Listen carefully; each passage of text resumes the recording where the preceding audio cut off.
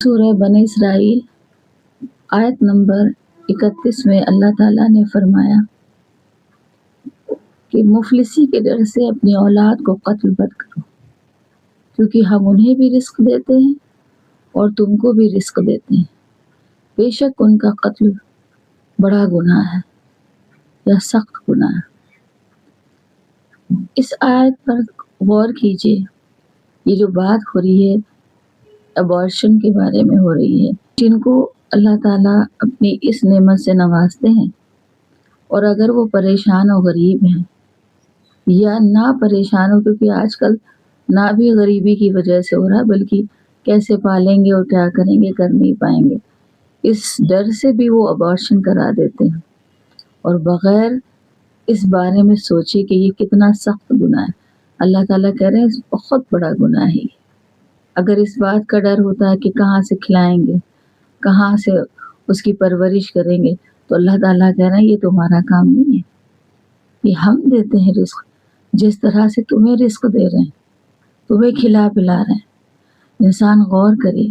کہ اگر بچہ پیٹ میں جب ہوتا ہے تو اس کے کھانے کا انتظام کون کرتا ہے؟ کیا ماں کرتی ہے؟ کیونکہ بچے کا پیٹ ماں کے پیٹ سے جڑ جاتا ہے، اس کو بغیر محنت رزق ملتا ہے، آرام سے وہ پلتا بڑھتا ہے، تو کیا یہ ماں کر رہی ہوتی ہے یا باپ اس کا انتظام کر رہا ہوتا ہے؟ اللہ چاہے تو نہ اس کو دے، لیکن اللہ دیتا ہے بغیر ماں باپ کے جانے بوجھے۔ اس کے بعد ابھی وہ دنیا میں آیا ہی نہیں ہوتا ہے، پیٹ میں ہوتا ہے، لیکن اللہ تعالیٰ اس کی ماں کی چھاتی بھر دیتے ہیں دودھ سے، تاکہ جب وہ آئے گا تو اس کے لیے رزق کا انتظام ہو گیا۔ اور جب وہ دنیا میں آتا ہے تو دنیا میں بھی اللہ تعالیٰ اس کے لیے کھانے پینے اور رہنے، یہاں تک کہ آرام کا بھی انتظام کرتے ہیں۔ تو یہ اللہ کے ہاتھ میں ہے، یہ کسی انسان کے ہاتھ میں نہیں ہے کہ کسی کو کھلائے پلائے یا اس کو پالے۔ اللہ تعالیٰ نے اس دنیا میں ہر انسان کو بھیجا، اور چاہے وہ انسان نے اس کو ختم کر دیا، لیکن تھا تو اللہ کا ہی بھیجا،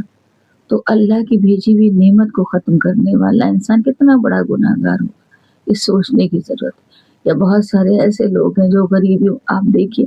نیوز میں آتا رہتا ہے کہ غریبی کے ڈر سے انہوں نے اپنی اولادوں کو زہر دے دیا، ماں نے یا باپ نے، تو یہ کتنا سنگین گناہ کیا، اللہ پہ کوئی بھروسہ نہیں۔ تو اللہ تعالیٰ یہ بات بتا رہے ہیں، تو یہ غور کرنے کی ضرورت ہے ان سب باتوں پر کہ اگر جو گناہ ہو گیا جانے انجانے، توبہ کر لیں کہ اگر ایسا ہوا ہے تو اب نہ کریں۔